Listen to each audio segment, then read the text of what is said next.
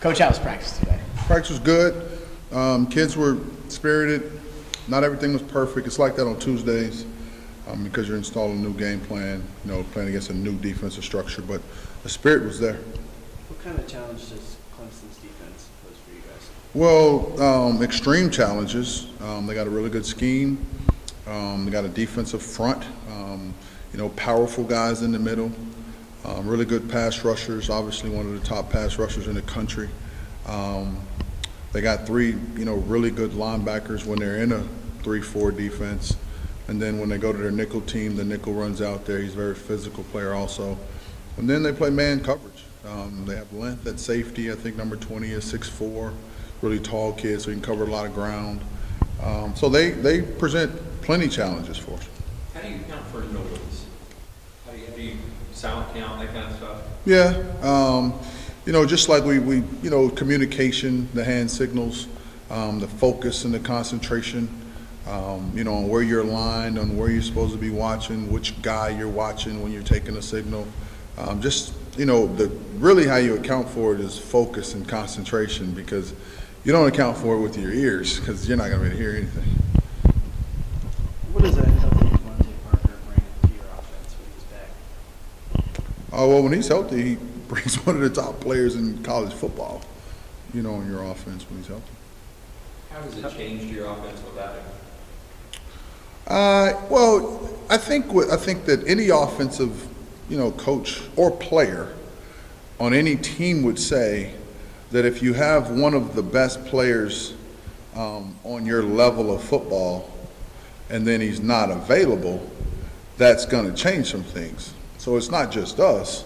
It's anybody that, they don't have one of the top players in the business on their level.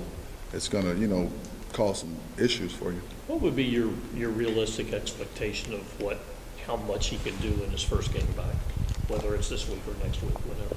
Well, not sure. Just got to see how he practices, how things go with him practicing. And, everybody's going to have to play. If he can go, everybody's got to play well. I think he could bring some energy and enthusiasm to the team, some confidence, if he's healthy enough to go. Does he allow you to open up the playbook a little more, maybe use the rules that you haven't used yet? Well, when he's healthy and he's really flying around, I think that it changes the defensive structure a little because it's hard to defend him one-on-one, when he's healthy and when he can really run and move the way he can. So I think that's the biggest issue is that, and it's not fair for me to say, when he's healthy and really on his game, the defensive structure changed because it's hard to defend him one-on-one. How have you seen Reggie improve over the last couple of games and really quarter to quarter? Yeah, Reggie's, he's poised. He didn't start very well the other night. I was really mad at him early in the game, but, he settles in, and once he gets hit, then he settles down, starts smiling. That's when you know that he's under control. When he has this look on his face and he's frowning, he's not really on his game. Reggie's better when he's got a smile on his face. But I've been really just impressed with the way he can manage himself out there. I asked the players how he is in the huddle because that's something that the coaches don't ever get to see on game day, and they say he's got a lot of intensity, but at the same time, he's really pushing them. He's up-tempo, upbeat, so just really happy with him. Coach Reno will say a couple of times that he has to kind of get used to not having as explosive an offense and having a great defense to rely on. How about you? Is it a little bit different for you, at least maybe different from what you might have expected to start? Well, I just, I really expect to win. And however, at the end of the game, you figure out a way to end up with more points than your opponent. Most coaches will take it, and we really appreciate it. It is kind of different. We've always led with our offense and been able to, shoot it out with anybody. But we've also been able to win. And, we would rather win than score a lot of points and get beat. How much could Will do, and what's the next step for him? He's doing well. He was healthy today. Took a lot of reps today. We're really in a good position. We're really fortunate to have both of those guys on the field and healthy because a lot of teams don't have one guy. And we got two guys that are, big-time players that have really proven that they can win for us. So we're really in a good position. We're really fortunate. Does it make a difference at all that Will had the whole spring and summer with Devontae and Reggie came in during the summer? No, no, I don't. I mean, just in regards to learning the offense and experience and hearing the terms and having the installation, I think it makes a difference. But no, I don't think it has anything to do with, you know, who you're throwing to. Did Devontae practice today? He did practice a little bit, not much, but he did a little today. So as of now, is he good to go for Saturday? Well, I'm not sure yet. I'm not quite. That's kind of, you guys know how that is. Those injuries go right through the head coach, and that kind of protects me from having to answer any of those questions, which is pretty cool. Has your offensive line starter situation, is that stabilized or are you still working? Well, we've got the top, you know, 6 guys that we're going to play with. Now, we know who that is. I know they've taken a lot of, you know, heat, and they get to read that stuff also. But, you know, what I want to say is that I am, you know, pleased with the way they bang and they battle and they keep giving us an opportunity to run the football.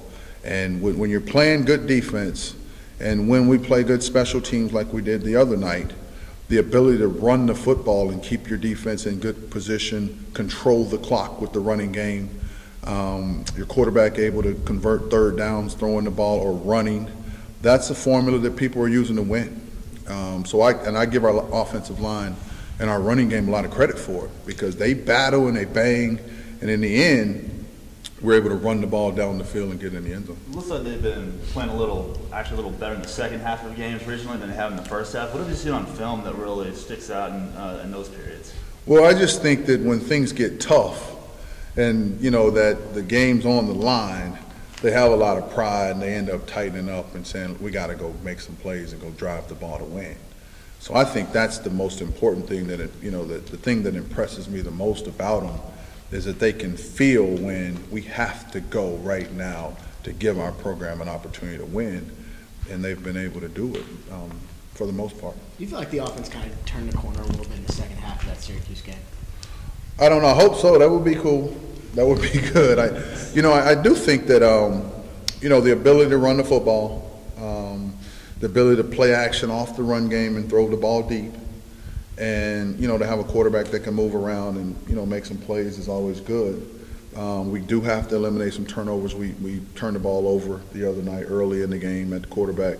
That has to be eliminated. But I know they work hard, and I know they're interested in doing well, and I know they really care about this program, about this football team. Thanks, Coach.